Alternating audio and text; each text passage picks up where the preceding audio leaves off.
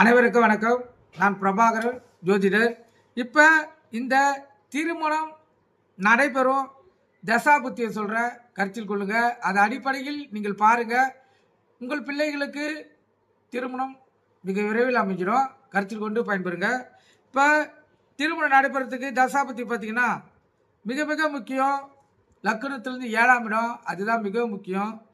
7ஆம் இட அதிபதி திசையில் திருமணம் கைகூடி வரும், அல்லது 7ஆம் அதிபதி புத்தி, அதே போல் 2ஆம் அதிபதி புத்தியில் திருமணம் கைகூடி வரும். அந்த ஜாதகம் இருக்குது, கருத்தில் கொள்ளுங்க.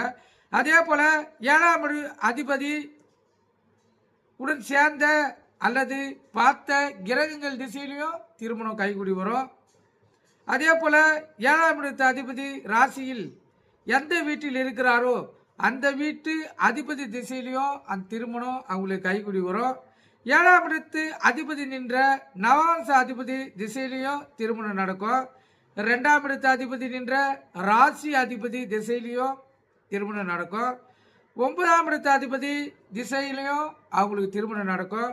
அதே போல் 10ஆம் இடத்து அதிபதி திசையிலையும் அவங்களுக்கு திருமணம் நடக்கும்.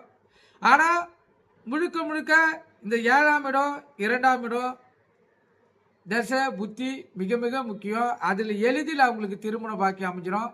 நீங்கள் கருத்தில் கொண்டு பயன்பெறுங்க. நன்றி, வணக்கம்.